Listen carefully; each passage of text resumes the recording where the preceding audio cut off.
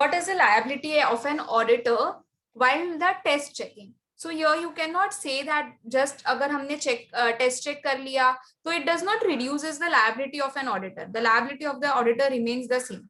If the liability is accused of negligence, अगर उसके वजह से कुछ भी problem हुआ, he cannot say that the item which he selected for the checking were error free. वो ऐसा नहीं बोल सकता है कि नहीं नहीं ये तो मैंने जो सिलेक्ट किया था वो तो फ्री ऑफ एरर था, इसके लिए तो मैंने दूसरे सारे ट्रांजैक्शंस को चेक नहीं किया. So he cannot give such of the explanation to the client. So it is the duty of an auditor to take a reasonable care and exercise his skills.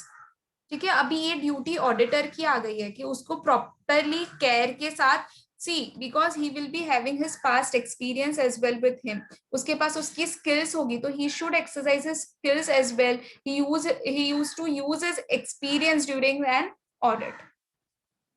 अब जो भी आइटम्स जो वो select करेगा, तो selection of an item for the test checking और जो भी वो कितने एक्सटेंट तक वो अप्लाई कर रहा है test check should be a proper reasonable and the logical.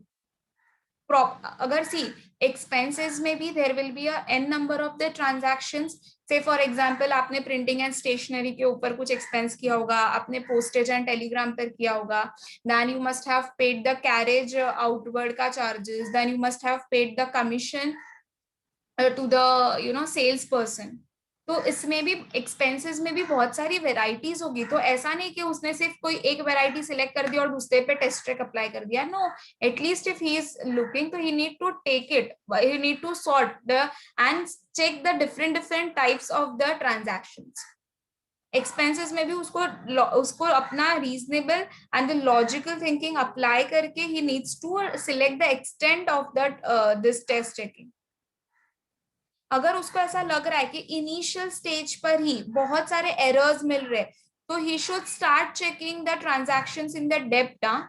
वो ऐसे ही नहीं छोड़ सकता है. अगर एरर्स मिल रहे तो he should increase even his sample size and he should start checking the transaction more and more into the details. And the auditor should always keep a record of the test check which has been carried out by him.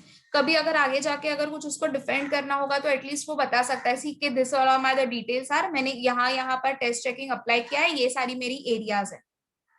तो वो अपने आप को in near future में अगर कोई situation ऐसा arise हुआ तो he can defend himself.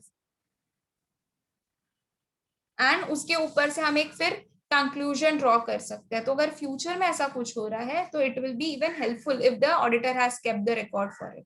So auditor अपनी लायबिलिटी से भाग नहीं सकता है.